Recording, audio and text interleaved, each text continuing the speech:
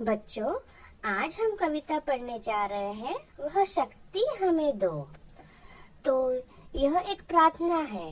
प्रार्थना मनुष्य को श्रेष्ठ बनाती है और मनुष्य में दया लाती है, विकास कराती है। यह प्रार्थना है सबकी मंगल में हो, सबको अच्छा रखे, इसीलिए कवि ने यह प्रार्थना लिखी है। तो चलो हम पढ़ते हैं यह प्रार्थना। वह शक्ति हमें दो दया निधे, कर्तव्य मार्ग पर डट जाए, पर सेवा पर उपकार में हम जग जीवन सफल बना जाए।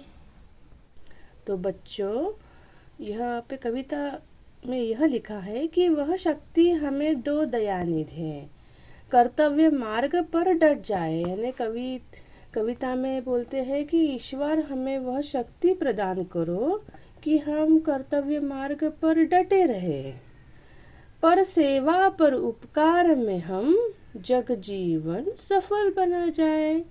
कि जो सेवा करेंगे, दूसरों की सेवा करेंगे, दूसरों का उपकार जो रहेगा तो हम वो सफल बना जाएंगे। हम दीनहीन निबलो विकलो के, सेवक बन संताप हरे, जो है अटके भूले भटके, उनको तारे खुद तर जाए।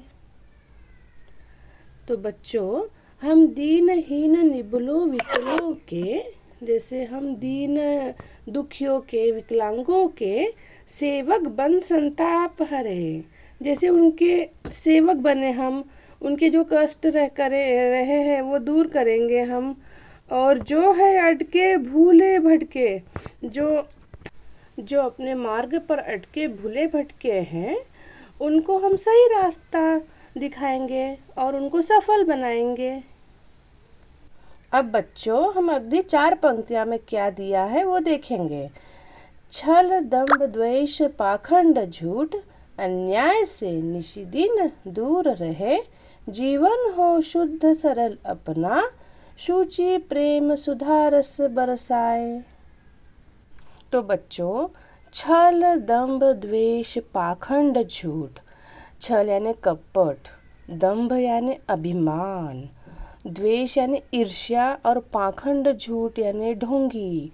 जो ढोंगी लोग रहेंगे और जो झूठे लोग रहेंगे, उनसे हम अन्याय से निष्दिन दूर रहेंगे, उनसे हम दूर रहेंगे। जीवन हो शुद्ध सरल अपना, जो हमारा जीवन रहेगा वो शुद्ध रहेगा और सरल रहेगा। और सूची प्रेम सुधा रस बरसाए। सूची मीन्स पवित्र, पवित्र प्रेम और अमृत जैसा हमारा जीवन रहे। अब हम अगले 4 पंक्तियां पढ़ेंगे। निज आन बान मर्यादा का, प्रभु ध्यान रहे अभिमान रहे, जिस देश जाति में जन्म लिया, बलिदान उसी पर हो जाए।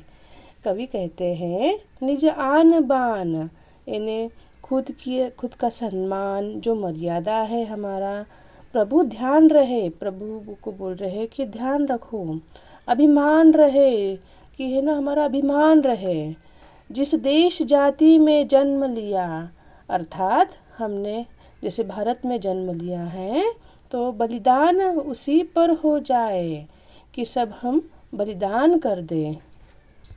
तो बच्चों, कवि मुरारी लाल शर्मा जी ने यह कविता बहुत ही अच्छे से हमें बताई है। तो आपको मेरी कविता अगर समझ आई तो लाइक करिए। तब तक के लिए बाय बाय।